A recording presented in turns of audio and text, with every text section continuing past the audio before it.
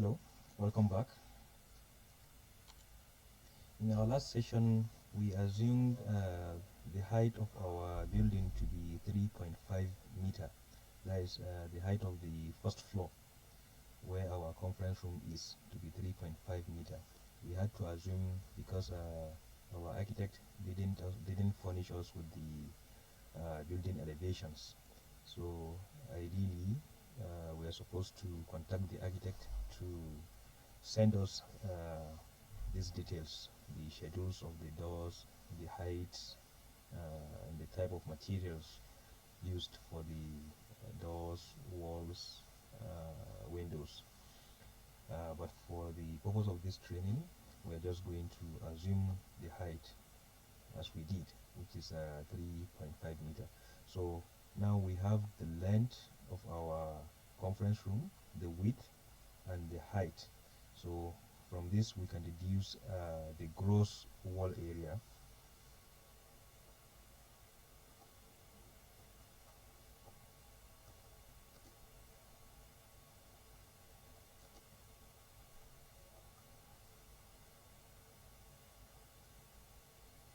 which will be equals to the perimeter of the conference room times the height.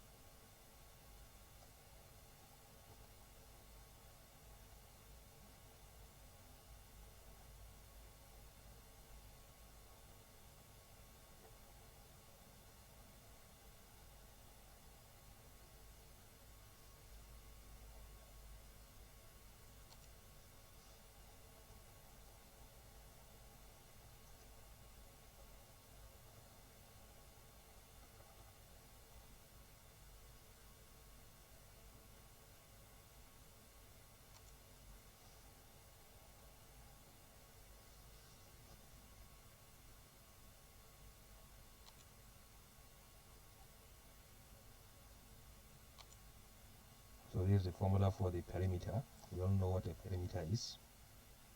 So 4.9 plus 7.6 all times 2, which is 25.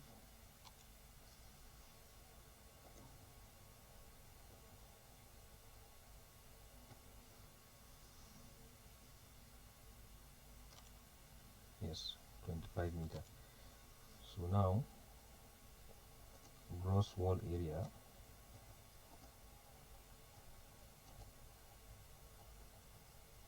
will be equal to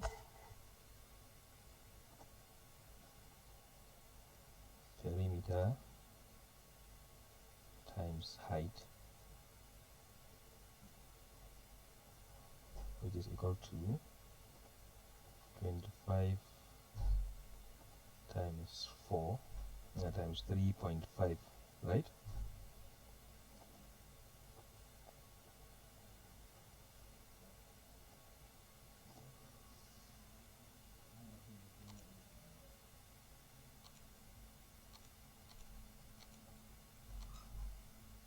Which is 87.5 meters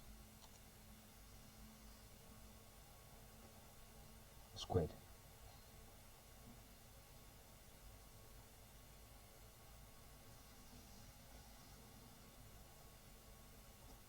So let's get our window area.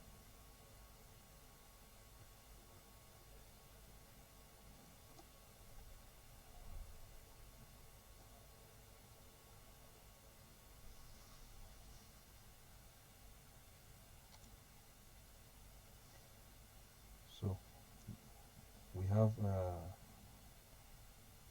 2 windows facing the west and 2 windows facing the north. Take note of that, west and north. So let's get the width of our windows in order to compute the area.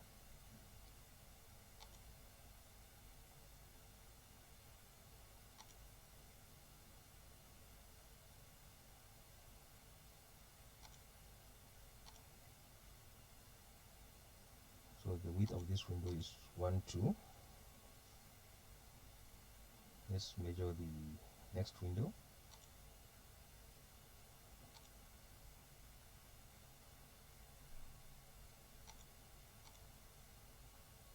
1 2 again.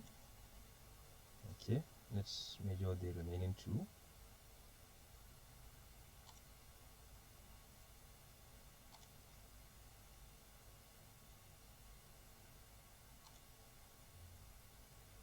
1 2.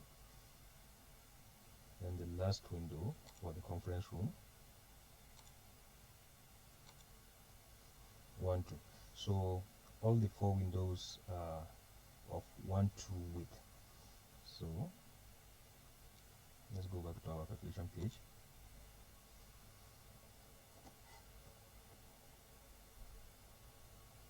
So now the height of our window, since we don't have the elevation, we can only assume. So let's assume the height of our window to be 1 2.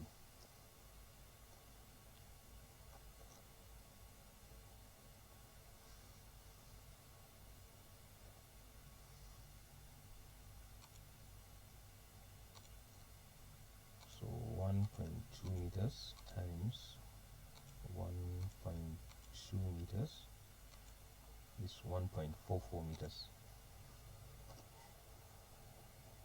squared. All right, so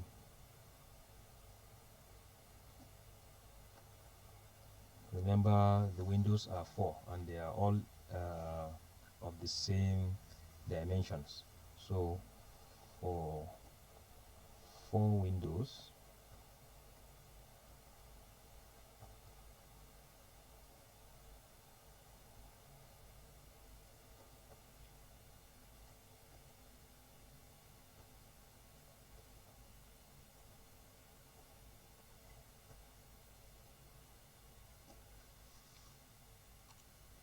so remember this is the area for just one window. Now we are going to multiply by 4, which is 5.76 meters squared.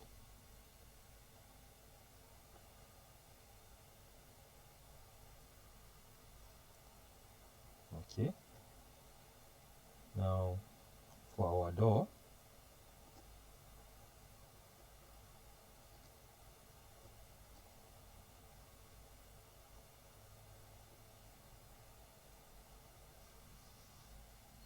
let's go and measure our door to the conference room.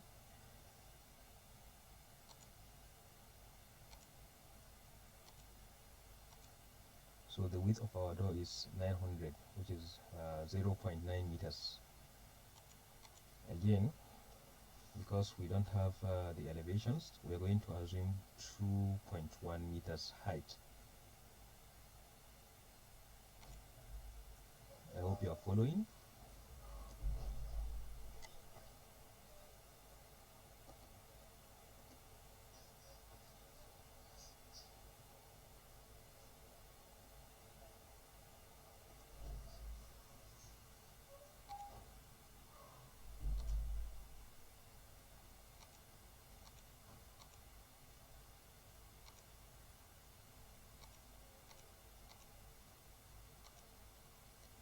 So we have our door area to be 1.89 meters squared.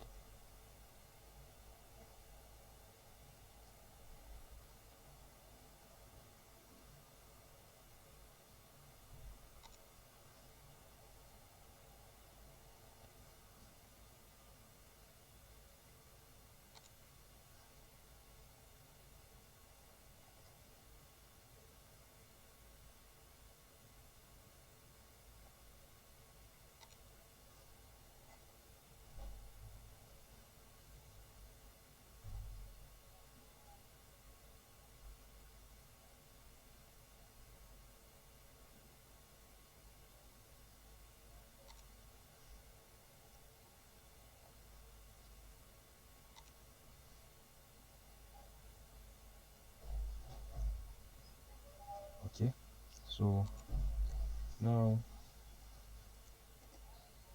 our net wall area, remember what we got was gross wall area, which is this.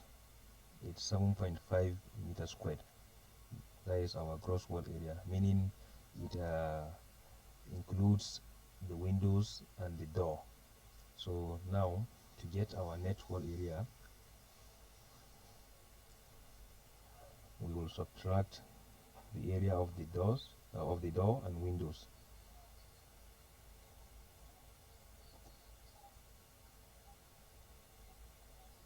It's 7.5 meters squared minus, remember we have 4 windows with a total of 5.76 meters squared, right?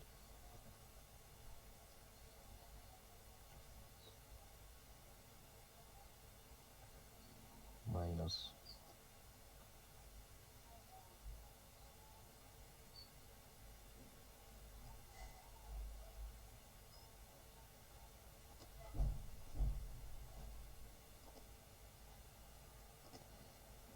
that of our door, which is 1.89 meters squared.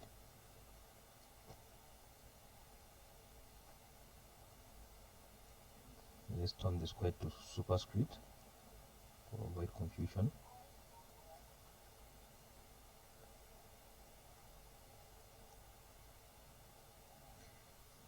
Alright.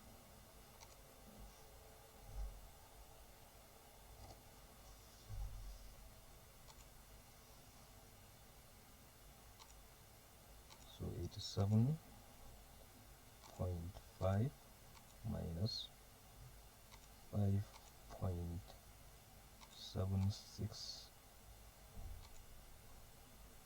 minus 1.89, we're going to have a net wall area of 79.85 meters squared.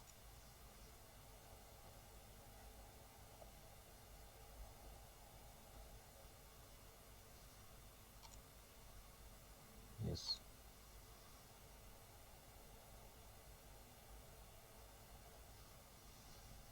Okay. So now we have these data for now, and we are going to use them accordingly. So now let's get to work.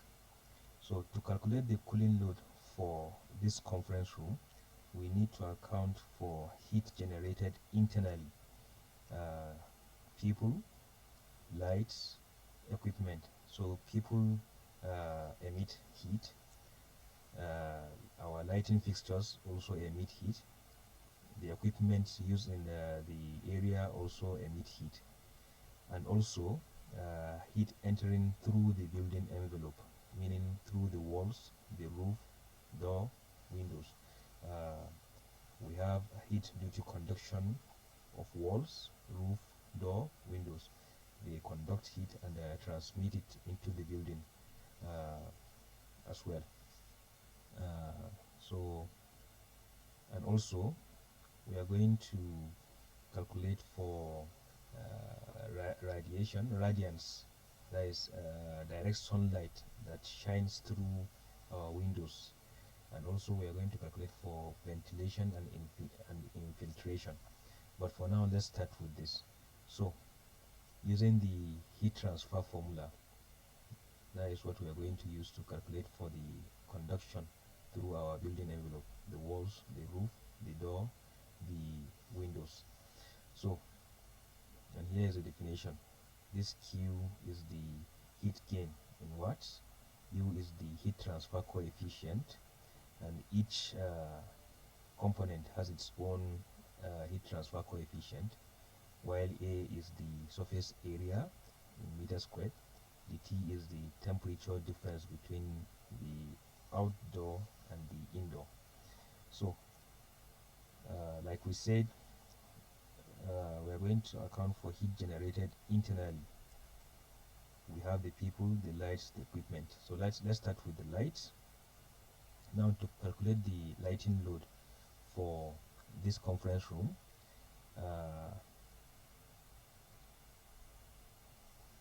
for a conference room, uh, 500 lux is the targeted luminance. That is the minimum you can specify for a conference room, and we are specifying this 500 lux for a conference room. Why? Because you need the conference room to be bright for maybe when people are taking notes during meeting, or they are reading out, and other activities that require brightness. So that is why we're specifying 500 lux. So, and let's say we want to use an LED recessed fixture of 100 lumens per watt efficacy. Means for every watt this fixture receives, it converts it to 100 lumens. So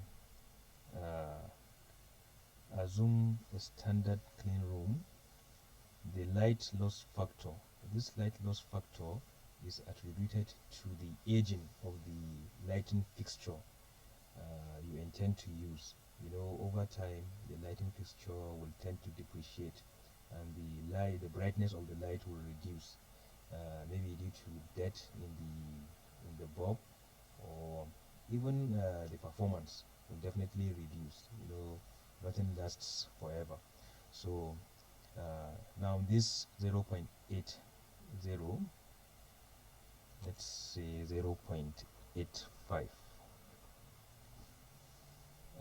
it means that when the lighting fixture depreciates, we are still expecting it to give us at least 85% of what it used to have, what it used to give as an output.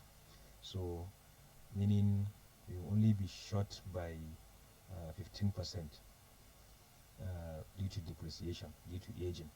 So that is why we are specifying 0.85 light loss factor. And utilization factor, this is the total light, light you will get when the lighting fixture emits the light. It will bounce off through the walls. If you have curtains, the curtains will take their own share of brightness, and also the height before it reaches your work plane, that is your table. The light might have been shed across the walls and other components around. So, but at the end, we want at least 60% of the light to reach our work plane. So that is what we call utilization factor. So now, having all these data in place, let's so for our floor area, remember we got 37.13 meters squared. Now, to calculate the total lumens required, E times A times utilization factor times light loss factor. So this E is the 500 lux we talked about. For our area, 37.13, while for our utilization factor, yes, and for our light loss factor, we want it to be 85%, not 80. So let's compute 500 times the area, that is our floor area,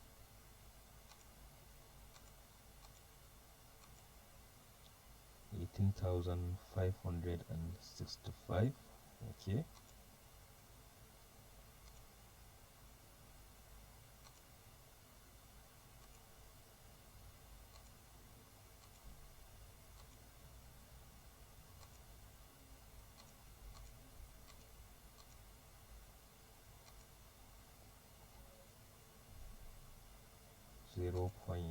6.51.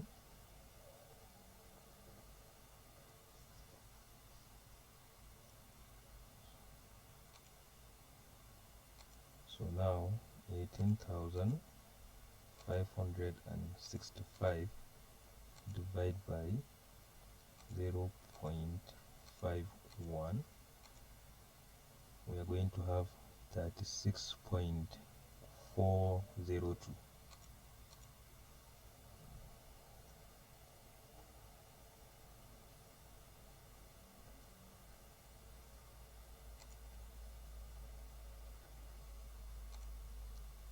$36,402 if we round up this. So 36,402 lumens is what we are having. So now to get the total wattage, we are going to divide this lumens we got by the luminous efficacy, which is 100 lumen per watt. That is for the LED fixture we are proposing. So now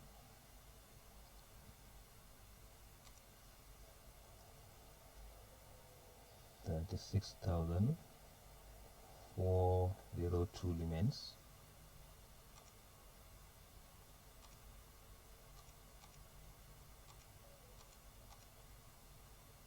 divided by 100. So we are going to have 364.02 watts.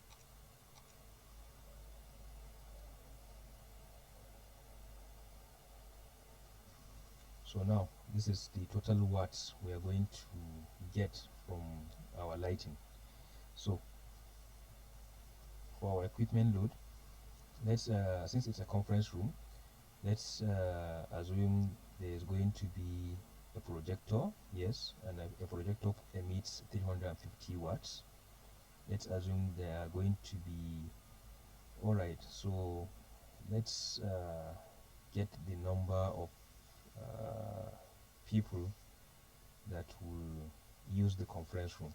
We didn't do that.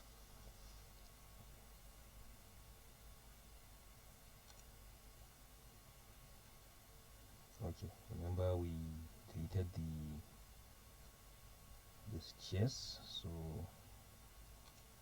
let's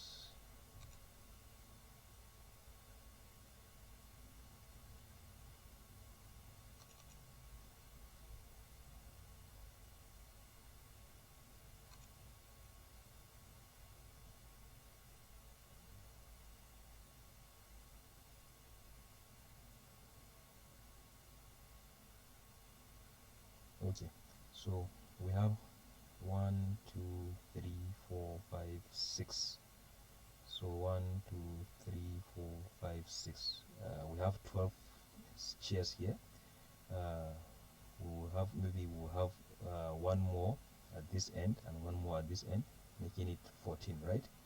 And probably if there are lots of people attending a meeting, more chairs will be brought in here and here. So let's say 14 plus 6, 20 plus 6, 26. All right, so let's assume number of users to be 26.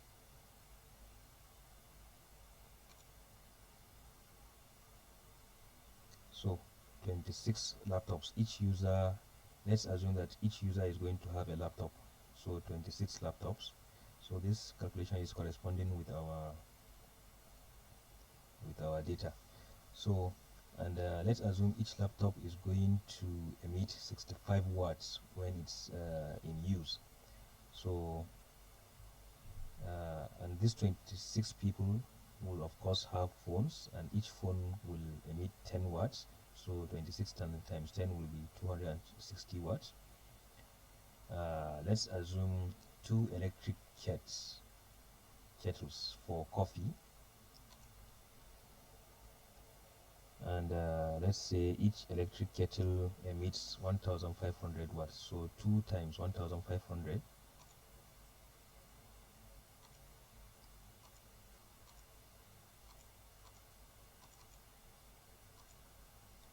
$3,000.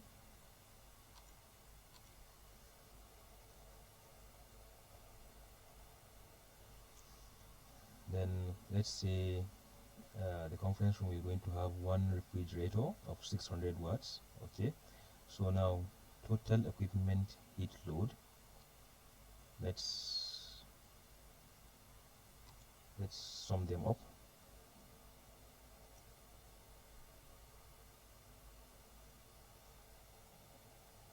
$350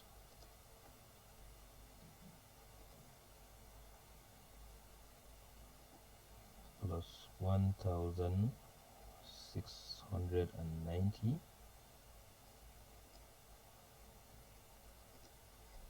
plus 260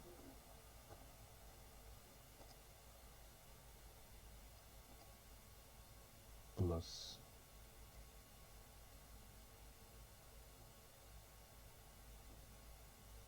3,000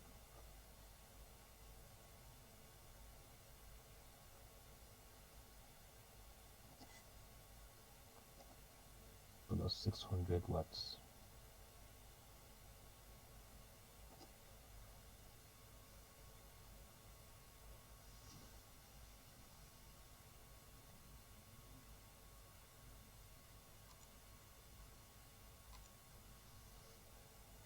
All equal to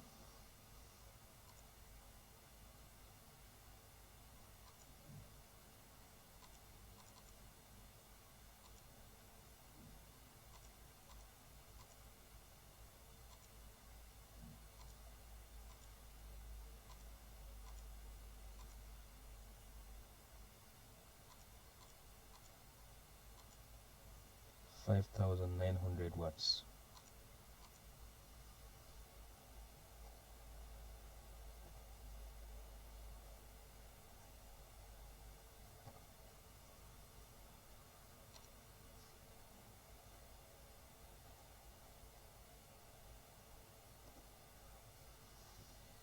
Yes, so this is the total watt due to our equipment in the conference room. So now occupant load. So people generate both sensible heat and latent heat. Sensible heat is the actual heat that people emit, which changes the temperature, while latent heat does not change the temperature precisely. It only adds moisture to the air, so that's why it's called latent heat. So now, according to the American Society of Heating, Refrigeration and Air Conditioning Engineers, that is ASHRAE, it specifies 55 watt for each person as sensible heat. That is when the person is doing a light work. A light work meaning maybe writing, talking or speaking during meetings. This is a light work. While that same person emits 20 watt as latent heat, maybe the sweat coming from the person, the breath he takes and exhales, so this adds to the latent heat. So if you combine this, it means each person emits 75 watts of both sensible and latent heat. That is for light work. When the person is doing light work, you know, we have light work, we have heavy work, maybe like gyms where people are lifting heavy apparatus. We also have very light work where people maybe are just sitting or laying down to sleep. So but for light work, you know, you'll be speaking, you'll be writing, you'll be typing. This is light work, not very light work, just light work. So this is what ASHRAE is recommending: 5 watt sensible, 20 watt latent. So now for each person, the combination of the sensible and latent is 75 watts. So for 26 persons, 26 times 75 watts is 1950 watts. So now we are done with our internally generated heat, that is occupants, lighting, and equipment. In our next session, we are going to look into conduction through our building envelope. See you in the next session.